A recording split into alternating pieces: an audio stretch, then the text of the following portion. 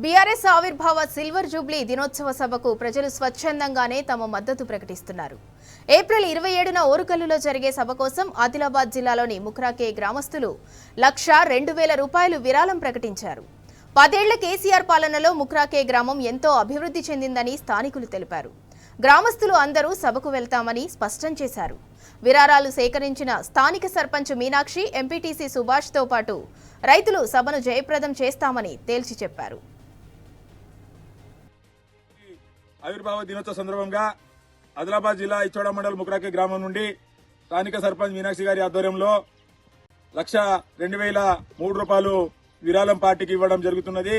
కేసీఆర్ గారు, కేటీఆర్ గారి నాయకత్వంలో పార్టీ బలోపేతం చేయడానికి స్థానిక ఎమ్మెల్యే అనిల్ జాదవ్ గారి నాయకత్వంలో మరియు జిల్లా పార్టీ అధ్యక్షులు జోగురామన్న గారి నాయకత్వంలో జరగబోయే 27 తారీఖున 25 సంవత్సరాలు అడుగు పెడుతున్న టీఆర్ఎస్ పార్టీ ఆవిర్భావ సభకు పార్టీకి విరాళం ఇస్తున్నాం. ఎందుకంటే రైతు పక్షాన 10 సంవత్సరాలు కేసీఆర్ గారి నాయకత్వంలో ఏ విధంగా అయితే పార్టీ బలోపేతనమైంది, దాంతోపాటు రైతులకు గాని అన్ని కులాలకు మతాలకు ఏ విధంగా అయితే సమాజానికి ఏ విధంగా అయితే పార్టీ దోహదపడిందో అందరికి తెలిసిన విషయం.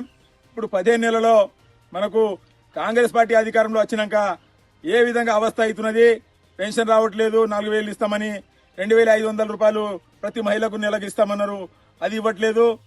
మరి ఏదైతే రుణమాఫీ అన్నారో రుణమాఫీ చేయలేదు, డిగ్రీ చేసిన మహిళలకు స్కూటీ ఇస్తామన్నారు, ఇవ్వలేదు.